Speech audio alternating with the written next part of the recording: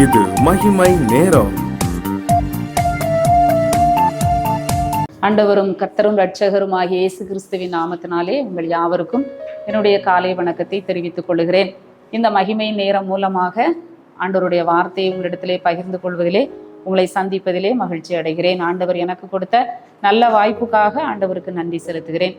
இந்த வாரத்திலே நாம் தொடர்ந்து ஒவ்வொரு நாளும் நாம் எப்படி வேண்டிக் கொள்ள வேண்டும், எதற்காக நாம் வேண்டிக் கொள்ள வேண்டும் என்று சொல்லி நாம் தியானித்து வருகிறோம். முதலாம் நாளிலே பின்மாறி காலத்து மழையை கர்த்தரிடத்தில் வேண்டிக் கொள்ளுங்கள் என்கிற வசனத்தின் அடிப்படையிலே நாம் தியானித்தோம். இரண்டாவது நாளிலே எருசலேமின் சமாதானத்துக்காக வேண்டிக் கொள்ளுங்கள் என்று சொல்லி நாம் தியானித்தோம். அடுத்ததாக எல்லா மனுஷருக்காக நாம் என்ன விண்ணப்பம் பண்ண வேண்டும், வேண்டுதல் செய்ய வேண்டும் என்று சொல்லி நாம் தியானித்தோம்.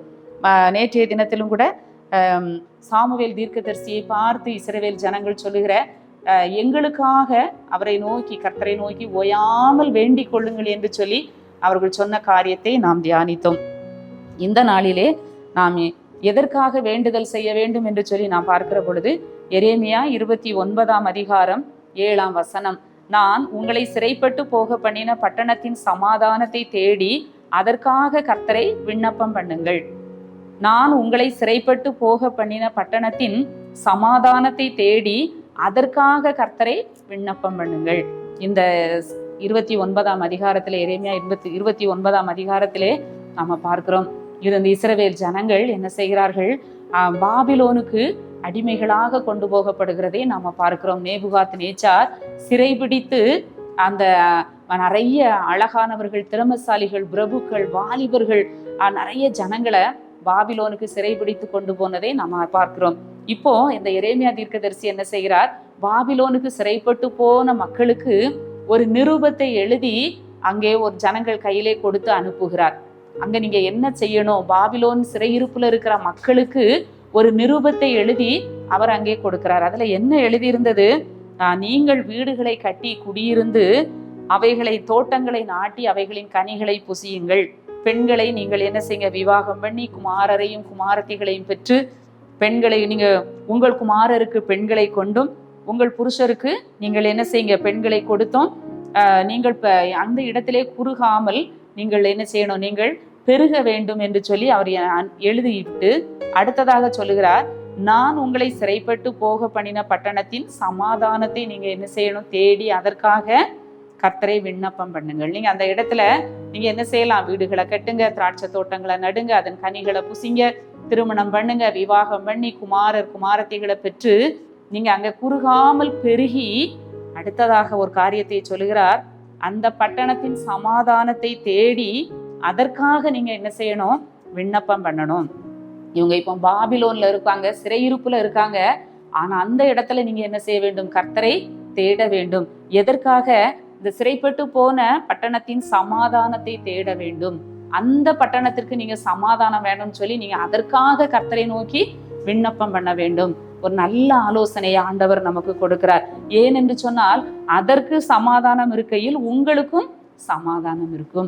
இப்ப அவங்க இருக்கிற இடத்துல, அந்த பட்டணத்துல அவங்களுக்கு சமாதானம் இருந்ததுன்னா இவங்களுக்கும் எப்படி இருக்கும், சமாதானம் இருக்கும். அங்கே யுத்தமும் பஞ்சமும் கலகமும் இருந்தது என்று சொன்னால் இந்த ஜனங்களும் அதனால் என்ன செய்வார்கள், பாதிக்கப்படுவார்கள். ஆண்டவர் நமக்கு நல்ல ஒரு ஆலோசனை இந்த காலை வேளையிலே கொடுக்கிறார். கர்த்தர் நமக்கென்று கொடுத்திருக்கிற குடும்பம், கர்த்தர் நமக்கென்று கொடுத்திருக்கிற பிள்ளைகள், கர்த்தர் நமக்கென்று கொடுத்திருக்கிற தொழில், வேலையிலே நாம் சமாதானத்தை என்ன செய்ய வேண்டும், தேட வேண்டும். அங்கே சமாதானம் வேண்டும் என்று சொல்லி நாம் ஜெபிக்க வேண்டும். ஏனென்று சொன்னால் அந்த இடத்திலே சமாதானம் இருக்கும்போது நமக்கும் அங்க என்ன இருக்கும், சமாதானம் இருக்கும். ஆண்டவர் சமாதானத்தை கொடுக்கிற தேவன். நம்முடைய வாழ்க்கையிலே சமாதானத்தை தேடி நாம் விண்ணப்பம் செய்ய வேண்டும். இன்னைக்கு அநேகர் வாழ்க்கையில சமாதானம் இல்லை, குடும்பத்துல இல்லை, வேலை செய்கிற இடத்துல இல்லை, எங்க போனாலும் பிரச்சனை, சமாதான குறைவை நாம் காண்கிறோம். நாம் எந்த இடத்துல இருந்தாலும், தூர தேசத்துல இருந்தாலும், நம்முடைய குடும்பத்தை விட்டு தனித்து இருந்தாலும், எந்த இடத்துல இருந்தாலும் அந்த இடத்தின் சமாதானத்துக்காக ஜெபிக்க வேண்டும். நம்ம இருக்கிற சூழ்நிலைகள் நமக்கு சமாதானத்தை தரும்படியாய் நாம் ஜெபிக்க வேண்டும். அப்பொழுது நமக்கு நிச்சயமாக சமாதானம் வரும் என்று சொல்லி ஆண்டவர் சொல்லுகிறதை நாம பார்க்கிறோம். நமக்கு ஆண்டவர் ஒரு நல்ல தேசத்தை கொடுத்திருக்கிறார். நம்ம நாட்டுக்காக நம்ம ஜெபிக்க வேண்டும். நம்ம எத்தனை பேர் ஜெபிக்கிறோமோ தெரியல. ஆண்டவரே, எங்க தேசத்துல சமாதானத்தை கட்டளையிடுங்க. நாங்கள் இருக்கிற எங்கள் நாட்டை எங்களுக்கு ஆசீர்வதித்து கொடுங்க. ஏனென்று சொன்னால், நாடு செழிப்பாக இருந்தால் அதில் குடியிருக்கிற நாமும் எப்படி இருக்க முடியும்? ஆசீர்வாதமாக இருக்க முடியும். நாடு சமாதானமாக இருந்தால் நாமும் என்ன செய்ய முடியும்? சமாதானமாக இருக்க முடியும். நல்ல ஒரு வார்த்தை, ஆலோசனை ஆண்டவர் நமக்கு கொடுக்கிறார். அதற்காக நாம் என்ன செய்ய வேண்டும்? கர்த்தரை தேட வேண்டும். சமாதானம் பண்ணுகிறவர்கள் பாக்கியவான்கள். சமாதானத்தை தேடி அதை தொடர்ந்து கொள்.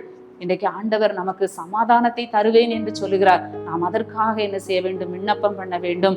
பிள்ளைகள் வாழ்க்கையிலே உன் பிள்ளைகளுடைய சமாதானம் பெரிதாயிருக்கும். சமாதானம் தான் ரொம்ப முக்கியம். பிள்ளைகள் வாழ்க்கையில சமாதானம் நமக்கு ரொம்ப முக்கியம். அதற்காக நாம என்ன செய்ய வேண்டுமா? கர்த்தரை நோக்கி நாம் விண்ணப்பம் பண்ண வேண்டும். ஆண்டவரே, எங்களுக்கு சொத்து வேணும், பணம் வேணும், ஐஸ்வர்யம் வேணும், ஆஸ்தி வேணும், சுகம் வேணும், எல்லாம் நமக்கு வேண்டியதுதான். எல்லாம் இருந்தும் அதைவிட மேலாக நமக்கு சமாதானம் வேண்டும் என்று சொல்லி ஆண்டவர் சொல்லுகிறார். சமாதானத்தை பகைக்கிறவர்களிடத்தில் என் ஆத்துமா குடியிருந்ததும் போதும் என்று சொல்லி தாவீது சொல்லுகிறதை சங்கீதத்திலே நாம வாசிக்கிறோம்.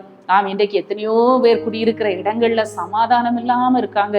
தெருவுல சமாதானம் இல்லை, அவங்க வசிக்கிற இடத்துல சமாதானம் இல்லை, அவங்க பல்வேறு பிரச்சனையில இருக்கிறதை நாம பார்க்கிறோம். அந்த பட்டணத்துக்காக, அந்த தெருவுக்காக, இந்த குறிப்பிட்ட எந்த இடத்துல சமாதானம் இல்லாமல் இருக்கிறோமோ அதற்காக நாம் கர்த்தரை நோக்கி வேண்டிக் கொள்ள வேண்டும் என்று சொல்லி ஆண்டவர் சொல்லுகிறார். இந்த காலை வேளையிலே யார் யார் குடும்பங்கள்ல, யார் யாருடைய வாழ்க்கையில, அவங்க இருப்பிடத்தை சுற்றி வசிக்கிற இடத்துல, வேலை செய்கிற இடத்துல சமாதானம் இல்லாமல் கலங்கி கொண்டிருப்பார்களோ, ஆண்டவர் சொல்லுகிறார், நீங்க சிறைப்பட்டு போன இடத்தின் சமாதானத்தை தேடி அதற்காக கர்த்தரை விண்ணப்பம் பண்ணுங்கள்.